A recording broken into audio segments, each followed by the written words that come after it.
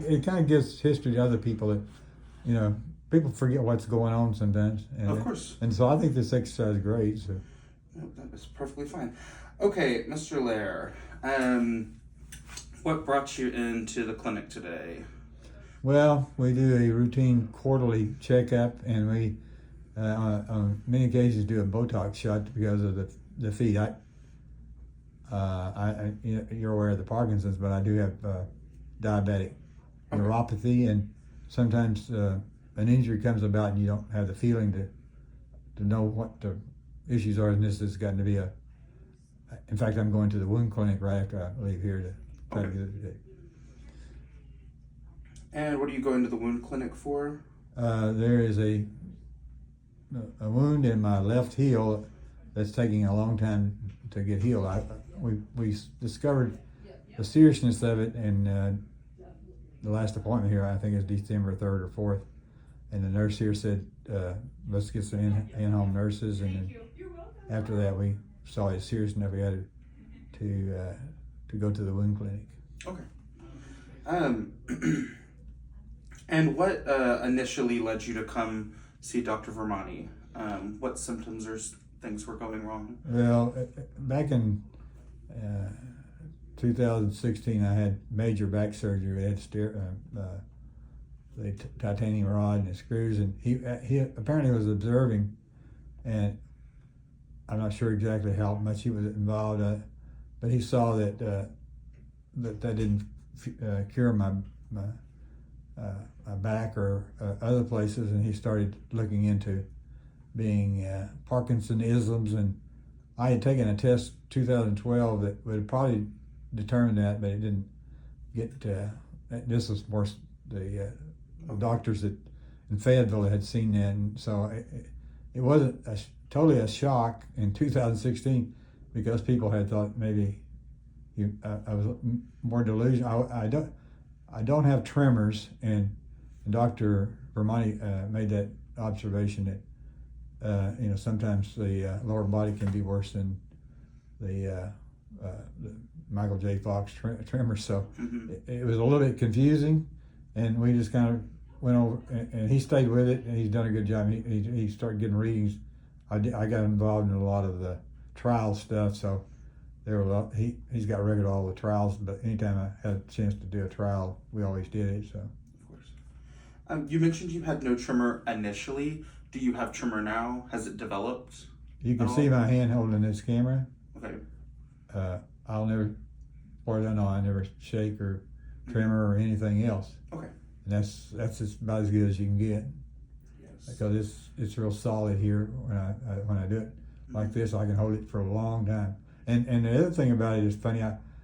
When we moved down here, and that was probably part of the reason for moving here for the doctors. We live in a kind of a senior community, but they have a pool there, and I found last summer, and I found other times that I can go out there and just walk and walk and walk, and it's not a very deep pool, but I got pictures of me just going back and forth and not even having an issue. So that's another kind of confusing thing. It's almost like if I had the right pressure around the legs or something, that I could do a lot more than I'm doing. Mm-hmm. But now I can go just a few feet, or 50 feet, or not even that. But I'll either have a cane or a walker. So. Okay. So would you say that one of the first symptoms that led was weakness in your legs? Yeah, that was the reason I went to had a back surgery. I was still doing quite a bit of travel and business, and people noticed that I had to either have a cab or Uber or something, just to go short distances, because I couldn't do it. And I've traveled a lot internationally, and when you do that, you do some walking, and not just in the country, but you do it at the airport. So. Of course. And would you say that the weakness is worse on one side or the other, or is it about equal? It's about equal, but it's been because of this issue with this leg or lower leg being having a blockage there. Mm-hmm. It has to be the left leg's gotten worse, and that's the one that shuts you down. But I'm sure the doctors that did the back surgery with the titanium rod noticed that I was having trouble probably with both legs. Okay. And do you have any issue? You said no tremor, but do you have any issue with handwriting? Noticing that it's becoming more illegible or anything like that? Well, the thing is now, I'm kind of a computer nerd, or that's a background, and I rarely, checks anything else there on the computer, and it's a keyboard, and you know, it's very rare I do much writing, and if I do it, I can't say I have a problem because it's so limited. I don't write checks or anything else. It's all computer, and then if it's a signature or something like that, that nobody really worries about how it looks much anymore. They just go with the flow. But the whole thing there is that no, it's not entered into the picture, and you know I've done some of those tests in the trials too, so I understand when you're doing all the different things. So that there may be some things but nobody's ever said anything about it being any worse or better. I guess it's always been bad. So. And just to make sure I understood correctly, you got the major back surgery in 2016 because of the weakness in your legs? Yeah, Okay. I was traveling and I couldn't walk anywhere. I mean, I'd go to your airport and I'd be shut down. And if I was with people, they'd notice that and they'd get a cab if we were going somewhere. But it was totally, based on the fact that the physical issues were kind of restricting what I wanted to do. And I think I was with one partner down in Atlanta, and just the airport itself is big, but trying to get around or something, if you can't do just the normal walking, you start trying to figure out what's the deal, and it might have been a mistake on the back surgery because it might have been more Parkinson's and we didn't need to do it, but it's hard to say at that point in time. Mm-hmm. I can't. And then before you had the surgery, was there any other symptoms that you remember besides your weakness in the legs? Or was it just the weakness? It was just the weakness. I think there was some, in advance of that, there had been some, I don't know if you'd call it delusional or whatever, but I had taken a little different approach, and it wasn't diagnosed or it wasn't taken as far as it could have been because people were looking for tremors. I mean, that's just a natural thing. And there's a lot more information out there now. I know that it's got national publicity with Ryan Reynolds' dad and others. So it's been a little bit of a different approach lately, but still, when you have something like this, people have an idea that you may be faking it or it may not be exactly what you're saying. So I can't speak for people, but you can tell there's some things there that might be a question. So. Okay. And then in what year did you receive your Parkinson's diagnosis? Well, Dr. Vermani, I'm sure it was in 2016 after we'd had the other, shortly after that. I mean, I think it went through a phase or two of Parkinsonisms and all the other things, but he's got that on record, I'm sure, here, as all the steps he went through. So it had to be the surgery for the back was in April of 2016. So that when I had a right foot that with nerve damage, I think, out of that surgery. But when you had that and you weren't doing better, maybe just the same or worse, then I think he dug deeper, and I mean it was a lot of work. It's probably been all recorded here, but that was probably the next stage of getting it determined. Okay. And do you have any issues with sleep at all? Yeah, a lot of issues with sleep. Okay. What would you say, if you had to characterize what the issues were, what would you say? Well, I think the thing is just, we're taking some medicine to try to get me to sleep. And it seems like once I get to sleep, I have a pretty sound sleep, but then I might wake up and then I'll start messing with something on the internet or turn on TV and watch YouTube. And just it's hard to get it back to sleep once you don't sleep. So.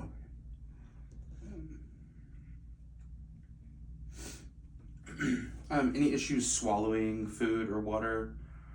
No issues with that. Okay. I can handle that, and I don't have any thing with the food. In fact, yesterday I had an activity and we had a lot of foods, and I can't think of anything I turned down. So. Good. Any issues with memory at all? I think my memory may be sharper than it's ever been.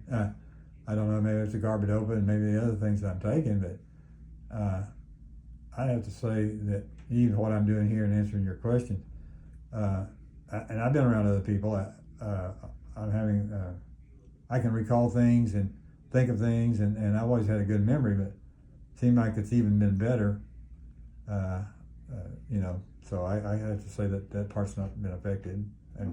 And one of the things I'm doing a kind of a podcast thing, and I want people to kind of watch it over a period of time and see. I do an interview with people, and I do it on a conversational level and a cognitive approach to. We talk about subjects, and it's a flow of a conversation. It's not I'm sitting there reading interview questions. So I try to test my cognitive thinking all as I go with those things. That's my intent on doing those is you do start losing your speech and you start losing your cognitive thinking, and I've interviewed people with Alzheimer's and Parkinson's, and I can see on their side of the fence what they're losing and what they need. So any recent like falls when you are up on your feet? Do you ever find yourself falling, or do you get to a chair before that? I usually get put. Yeah, I'm real careful about the falling thing, even getting in and out of the house. Okay. We have handrails everywhere we need them, but it's always going to be real careful on that. But I don't try to risk anything at this point. I've fallen and hit my head when I was a youth, and at various times there's been in sports and stuff. So I don't want to relive any of the thing. I know when you have a kind of like a concussion or something, but this has never been just like right now. I'm careful if I have a walker in the car, which I thought I might have to use, and I brought this electric wheelchair, which I was able to use. So it just really, I'm prepared, I think, for those kind of things. There's always going to be the accident or somebody come along and something happens, but right now it's really been good. So okay, good. When you take your carbidopa-levodopa, do you find that at the end of a dose or right before the beginning of a next dose, the weakness in your legs are worse, or do you think that you're pretty steady on the dose all day? I think the dose has been kind of not as steady of taking it. I've done rock steady boxing and other things, and I talk to other people, and it seems like they don't take exactly at a time, or they start having some issue, and it may be the tremors, but if they don't take it, they're kind of, it disrupts them for a bit.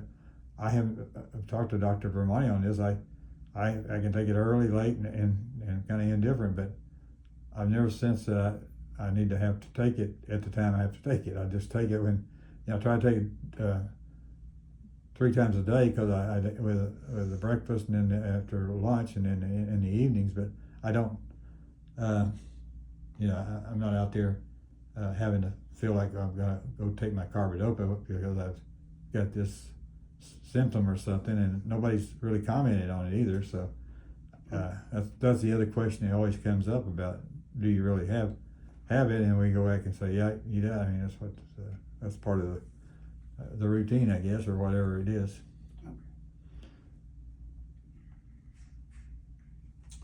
And just for me, because since I'm a student and I wasn't there, what were some of the tests that led to the Parkinson's diagnosis that you can recall? I think you did the thing with your, I think we've done about every test that we could think of. Okay. Scans, and there was some, I'm sure with your brain, and as I said, I had more of the full-blown 4 or 5 hour test back in, I guess that was the one I had in 2012. But so there's been a lot of different directions on this, but the ones that been done as far as medical, that would have to be, they've all been done here with Dr. Vermani, and so they're on record here. Of course. As far as what they saw and what they did, and then you get lab results coming back to you, and you say, what does this mean? And that's the only thing I'd say. I haven't had anything where I say, as far as what I'm saying or doing, as based on the carbidopa. I think maybe when I'm talking to people, maybe they can see this in my podcast is that I've been pretty good about not getting off track and staying on message, but some of those things that he probably said in the past, was being more technical, that I talked a lot more like a nerd or something, and I think the one thing that's kind of come out of this is being more of an extrovert than an introvert, and that's somewhat unusual based on what Dr. Vermani has said. Mm-hmm. So, but so far that seems to have worked. So. So you still find yourself feeling extroverted? Yeah. Okay. Good. Yeah, I really like meeting people and talking to people and getting their history, and it's pretty amazing because I was around some people just yesterday. A friend I had from Argentina, but there were other friends that were here local that I wanted to introduce, and we were having a kind of a artificial intelligence thing going on at UA Little Rock, and I have introduced some new friends and I videoed some of them, and it's just pretty amazing people around it that you can talk to now. And I probably would not have even attempted to do that at a different era of my life. Mm-hmm. You know, I would have been over in the corner or been somewhere else or not really caring about something. But when your family has health issues, and mine's of course Parkinson's, and daughter has birth defects, and wife has been diagnosed with ovarian cancer, and it's cleared, but I think it makes it a little more social because you start talking and maybe caring a little more about people, and it's not all about yourself any longer, and you develop really good new friends. I mean, you may be one of them. Yes, I hope so. That's all the questions I have about current history. Do you have any other past or current diagnoses